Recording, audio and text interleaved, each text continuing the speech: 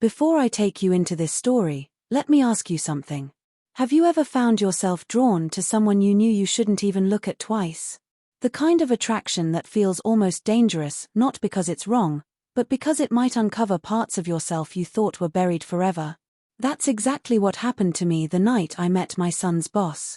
And what he whispered behind closed doors left me breathless. It began on a night I hadn't even wanted to attend. My son, Daniel, had insisted I come to his firm's annual fundraiser. He thought I needed to get out more, and maybe he was right.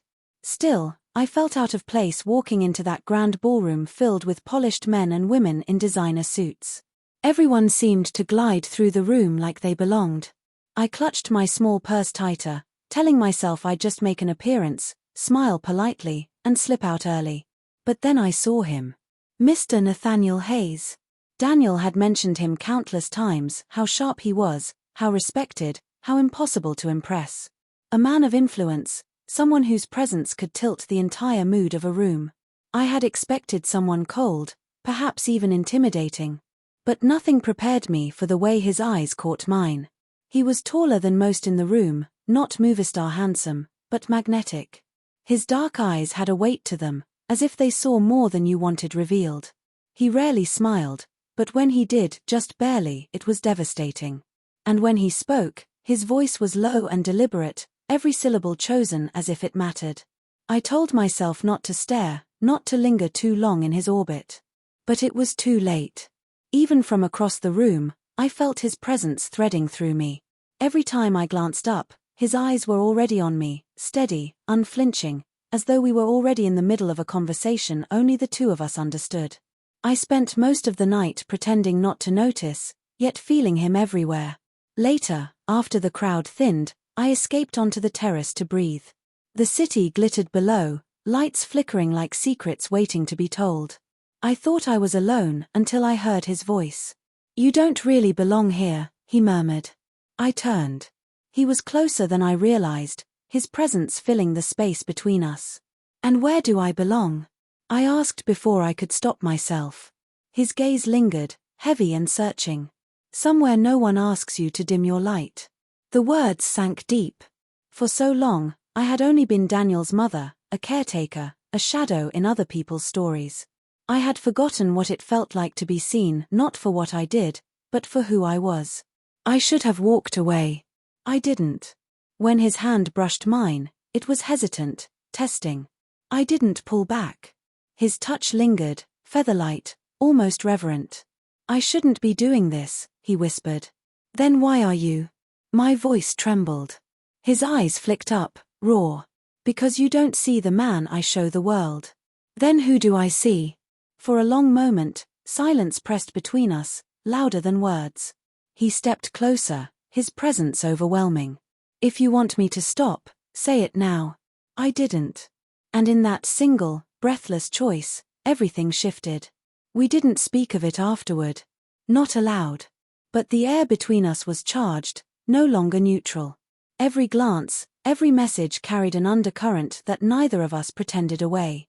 Weeks later, I found myself standing outside his office door. My pulse raced, my hand trembling against the polished wood.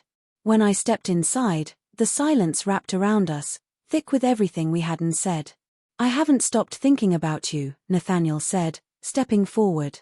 "You're not alone in that," I whispered. He moved closer, his eyes burning into mine. "This complicates everything." I should have agreed, turned back, spared us both. But I didn't move. "I've followed rules my entire life," he said. "And they've left me empty." His voice cracked slightly, the first fracture in his perfect composure. "But you make me feel alive." My heart hammered. "I don't know how to do this." "Then let's learn together."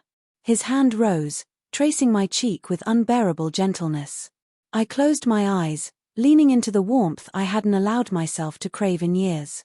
This wasn't infatuation, it was something dangerous, something that could unravel lives. And yet, I couldn't turn away. The next morning, a message appeared on my phone. I meant what I said. I won't push, but I won't vanish either. I stared at the screen, torn between reason and longing. Minutes later, another message followed. I'd like to see you tonight. Only if you want to.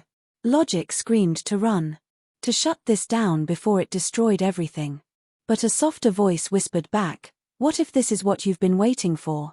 So I said yes. That evening, I stood at his penthouse door.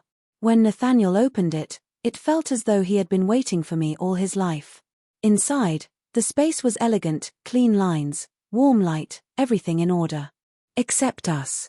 We didn't rush. We talked. Really talked. He asked about my childhood, about regrets I hadn't voiced in decades, about the last time I felt joy. No one had asked those questions in years.